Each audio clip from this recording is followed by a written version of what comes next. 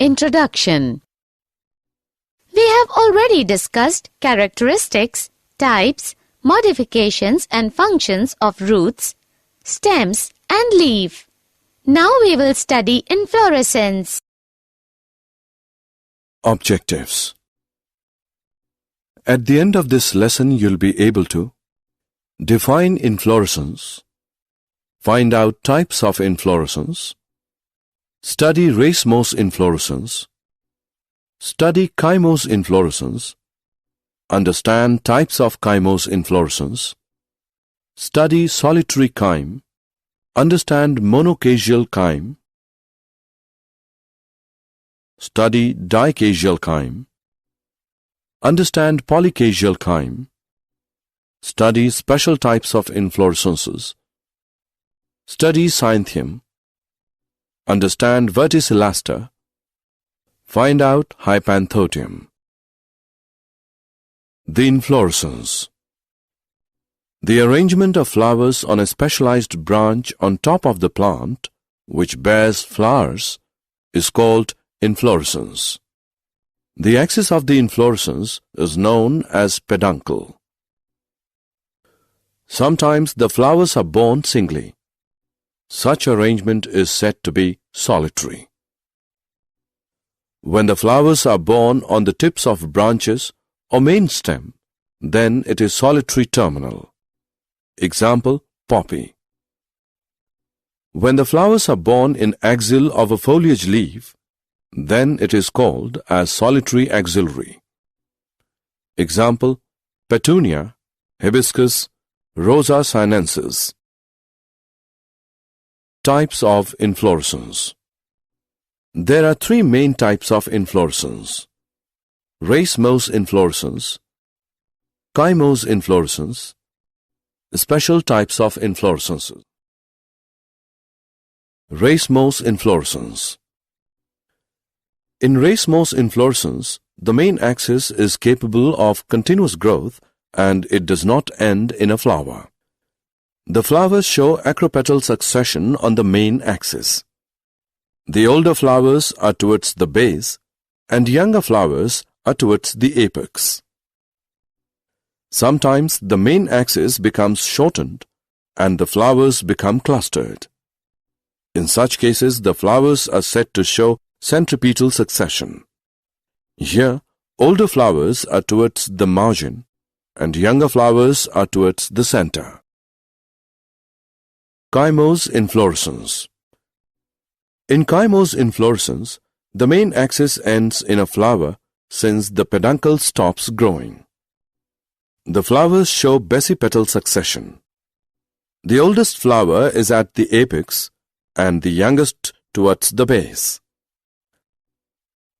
When the flowers are clustered, the arrangement is said to be centrifugal.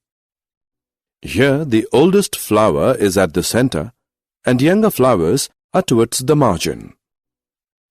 There are different types of chymose inflorescence: solitary chyme, monocasial chyme, dicasial chyme, polycasial chyme.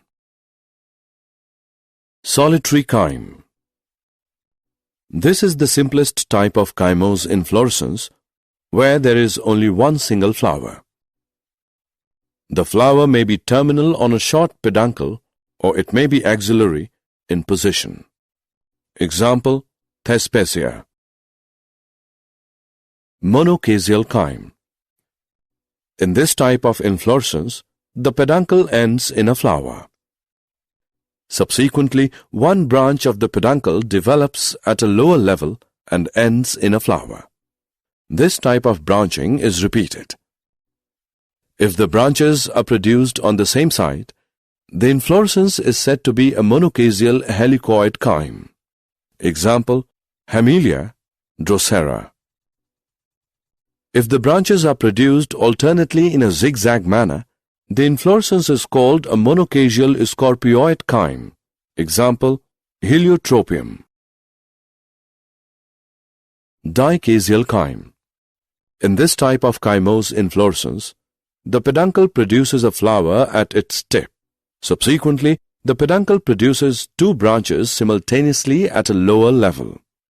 They also end in flowers. This type of branching is repeated.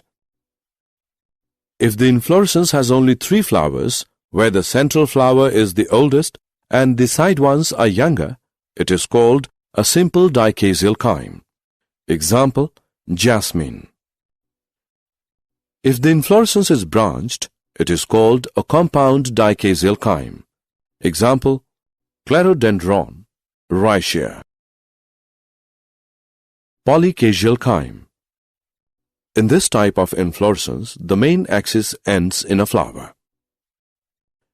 Subsequently, the peduncle produces many branches and each branch ends in a flower. The flowers show centrifugal arrangement. Example, Homelia. Special types of inflorescences. Some plants exhibit special types of inflorescence. These are of following types: Cyathum, Verticillaster, Hypanthodium. Cyathum. Here the inflorescence is highly reduced. It has a cup-shaped receptacle formed by the fusion of 5 bracts. On the surface of this cup, generally a yellow-colored nectar-secreting gland is present. A single female flower arises from the center of the cup. It is highly reduced and is borne on a long stalk. The male flowers are highly reduced and are produced in scopioid manner from the axil of each bract. Example, Euphorbia pulcherrima. Verticillaster. Verticillaster is a special type of inflorescence seen in leucas. At each node of the stem, 2 axillary opposite chymose inflorescences develop on either side. Hypanthodium. In this type of inflorescence, the receptacle becomes spherical with a cavity inside. It opens to the outside with a small opening. Numerous small sessile flowers are produced from the inner surface of the receptacle.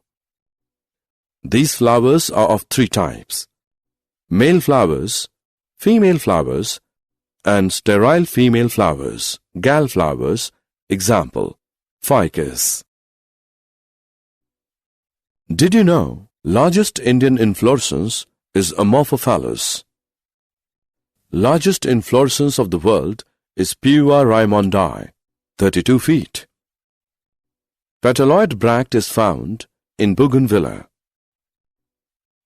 Cynanthium is open hypothendium.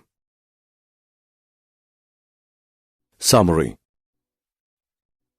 Let us summarize what we have learned. The flowers are arranged in different types of inflorescences. Inflorescence axis is called peduncle. Edible part of cauliflower is inflorescence. Synchronous is a composite or multiple fruit, develops from Hypanthodium inflorescence. In pineapple, ananas, and jackfruit, autocarpus, rachis, bracts, and perianth are used for eating. Verticillaster type of inflorescence is found in ocimum. Simple cluster of radial leaves with exstipulate and parallel venation and chyme or umbel inflorescence are the characteristics of Liliaceae. In family Gramineae, inflorescence is spikelet.